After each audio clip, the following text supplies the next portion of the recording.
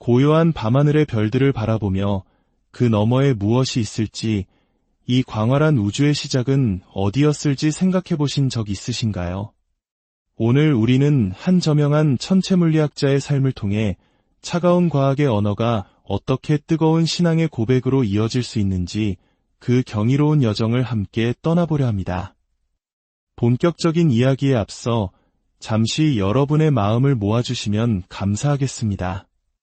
만약 오늘 이 이야기가 여러분의 영혼에 작은 울림이라도 준다면 이 영상을 소중한 분들과 나눠주십시오. 여러분의 구독과 좋아요는 저희가 이처럼 의미 있는 이야기를 계속해서 만들어 나가는데 큰 힘이 될 뿐만 아니라 보이지 않는 진리를 찾는 또 다른 영혼에게 빛을 전하는 귀한 도구가 됩니다. 이 말씀을 듣는 모든 분들의 삶에 하나님의 크신 은혜와 평강이 함께하기를 기도합니다.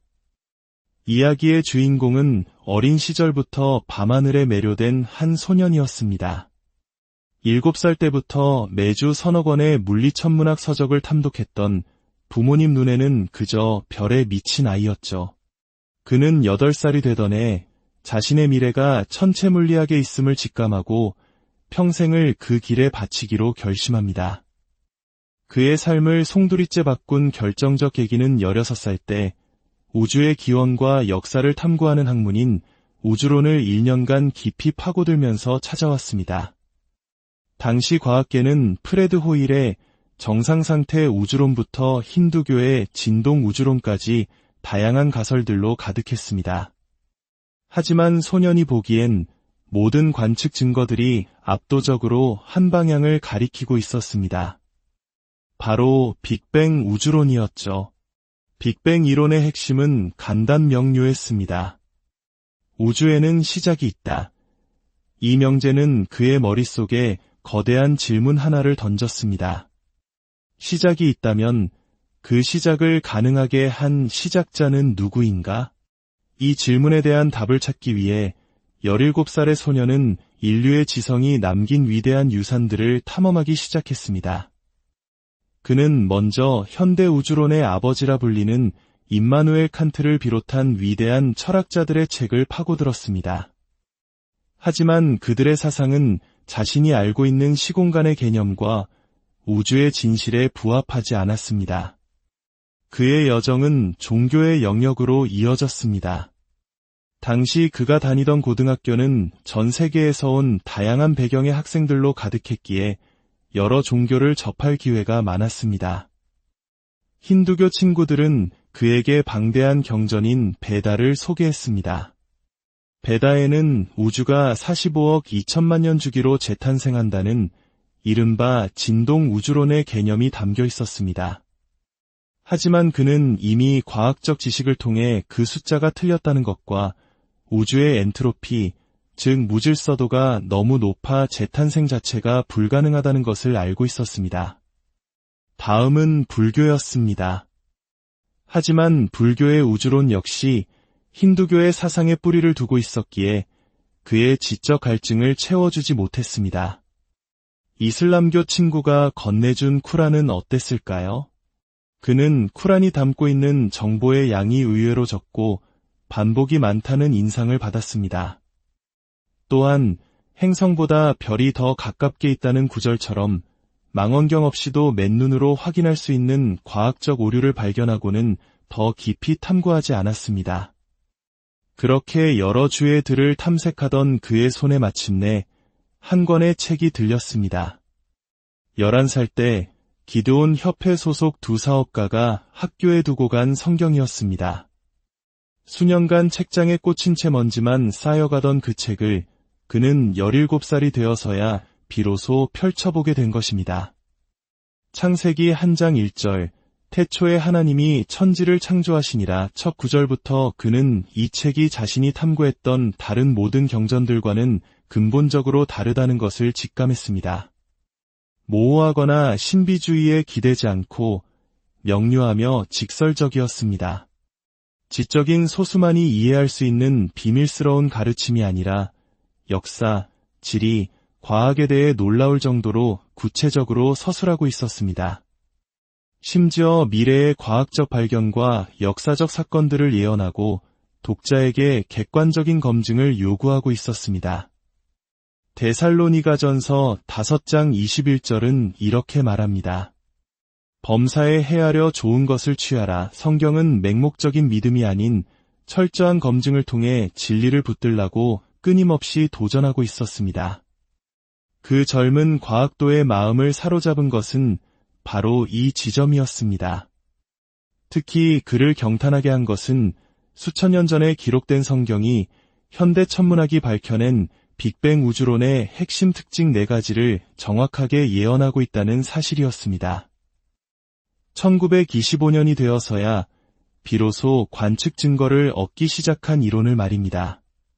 첫째, 우주는 모든 물질과 에너지, 시공간이 응축된 하나의 시작점, 즉 특이점에서 시작되었다는 것입니다. 창세기 1장 1절의 태초에라는 선언과 구약 성경에서 하늘과 땅이라는 관용구가 온 우주를 의미한다는 사실을 깨달았을 때 그는 성경이 바로 시공간을 초월한 시작을 말하고 있음을 알게 되었습니다. 이는 훗날 물리학자들이 시공간 정리를 통해 우주가 질량을 가지고 있고 일반 상대성 이론이 옳다면 시공간은 반드시 시작점을 가져야 하며 이는 시공간을 초월한 원인 제공자가 존재해야 함을 의미한다고 증명한 것과 정확히 일치합니다. 둘째, 우주는 그 시작점으로부터 지금까지 계속해서 팽창하고 있다는 것입니다. 성경은 창세기에는 없지만 가장 오래된 책인 욥기를 포함해 무려 11곳에서 하나님이 하늘을 펼치셨다고 기록합니다. 여기서 사용된 히브리어 동사 나타는 팽창시키다라는 명확한 의미를 가집니다. 성경은 하나님이 태초에 우주의 팽창의 속성을 부여하셨고 지금도 그 팽창을 주관하고 계심을 보여줍니다. 이는 허블 우주망원경과 제임스 웹 우주망원경이 찍은 사진들을 통해 명백히 증명되었습니다. 멀리 있는, 즉 과거의 은하들은 서로 빽빽하게 뭉쳐 있지만 가까이 있는 현재의 은하들은 서로 멀리 떨어져 있는 모습. 이것이 바로 우주가 팽창해온 움직일 수 없는 증거입니다. 셋째, 우주를 지배하는 물리법칙은 변하지 않는다는 것입니다. 예레미야 33장 25절은 말씀합니다. 내가 천지의 법칙을 세우지 아니하였다면 하나님은 변덕스러운 유대인들을 꾸짖으시며 당신의 불변하심에 대한 증거로 결코 변하지 않는 천지의 법칙을 보라고 하십니다. 우주 어디에서나 어느 시대에서나 동일하게 적용되는 이 불변의 법칙이야말로 지적인 설계자의 존재를 강력하게 시사합니다. 넷째, 이 불변의 법칙 중 하나로 만물이 쇠퇴하고 썩어가는 쇠퇴의 법칙이 우주 전체에 편만하게 작용한다는 것입니다. 로마서 8장은 피조물이 다 이제까지 함께 탄식하며 함께 고통을 겪고 있는 것을 우리가 아느니라고 말합니다. 과학자들은 이것을 열역학제의 이법칙 또는 엔트로피의 법칙이라 부릅니다. 우리가 사는 집, 우리 주변의 자연, 사랑하는 이들, 그리고 우리 자신의 육신까지 이 세상 모든 것은 쇠퇴의 운명 아래에 있습니다. 예수님께서 요한복음 16장에서 세상에서는 너희가 환난을 당하나 담대하라 내가 세상을 이기었노라고 말씀하신 이유가 바로 여기에 있습니다. 이 쇠퇴의 법칙이 있기에 우리는 고난을 겪지만 역설적으로 이 법칙 덕분에 악이 빠르게 소멸되고 우리는 영원한 것을 소망하게 됩니다. 성경은 현재의 우주가 끝이 아니라 악과 고통이 완전히 사라진 후 열역학, 중력, 전자기력이 더 이상 필요 없는 새 하늘과 새 땅, 즉 새로운 창조가 있을 것이라고 약속합니다. 이 젊은 과학도는 성경에 기록된 이 4가지 우주론적 원리를 바탕으로 우주가 시작부터 어떻게 식어왔는지를 예측하는 성경적 냉각 곡선을 계산해냈습니다. 그리고 천문학자들이 실제로 관측한 우주배 경복사의 온도 데이터와 비교했습니다. 결과는 놀라웠습니다. 관측된 데이터 값들은 그가 성경을 기반으로 예측한 곡선 위에 정확히 놓여 있었습니다. 수천 년 전의 기록이 21세기 최첨단 과학의 관측 결과를 완벽하게 예측한 것입니다. 이 모든 증거들 중에서도 그에게 가장 결정적인 확신을 준 것은 1999년에 발견된 암흑 에너지였습니다. 우주 팽창을 가속시키는 이 미지의 에너지는 우주의 약 70%를 차지하며 생명체가 존재하기 위해서는 그 값이 10의 122제곱분의 1분이라는 상상조차 불가능한 정밀도로 조정되어 있어야만 합니다. 이 정밀도가 어느 정도인지 감이 오시나요? 인류 역사상 가장 정밀한 공학적 성취로 꼽히는 중력파 관측소 라이고는 양성자 지름의 10분의 1보다 작은 오차를 측정할 수 있습니다. 그런데 암흑 에너지에 담긴 설계의 정밀도는 이 라이고보다 무려 10의 96제곱배나 더 뛰어납니다. 이는 우주를 창조한 존재가 인류 최고의 과학자들보다 최소조, 해를 넘어 상상할 수 없는 차원으로 더 지적이고 더 유능하며 더 강력한 존재임을 의미합니다. 지성, 지식, 창의력, 힘. 이것들은 오직 인격적인 존재만이 가질 수 있는 속성입니다.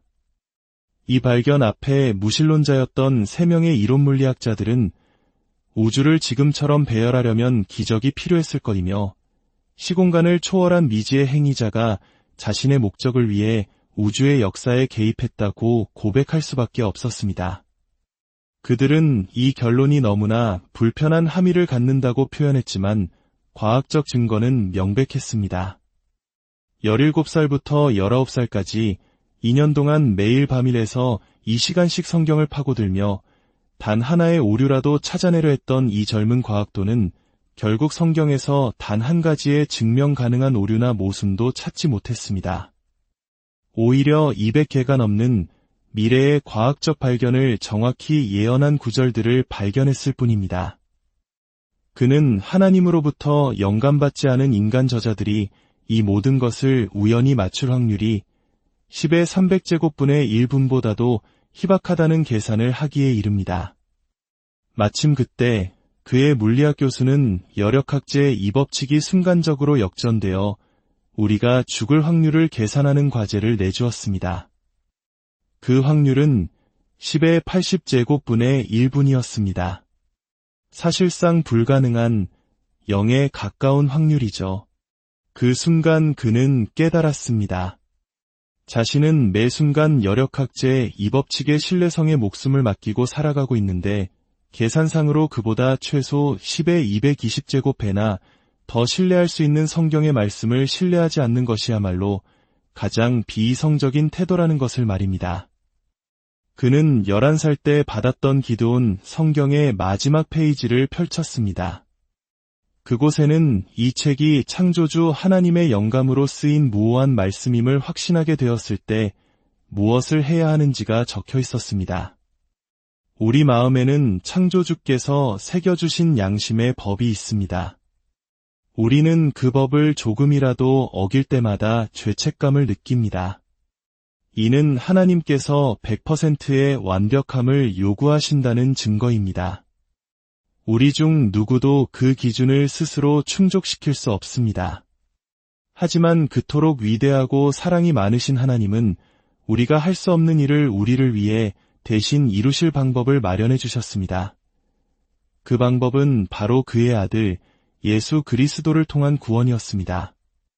19살의 어느 날 아침 그는 기도온 성경 뒷면에 자신의 이름을 서명하며 그의 남은 삶을 예수 그리스도께 바치기로 결단했습니다.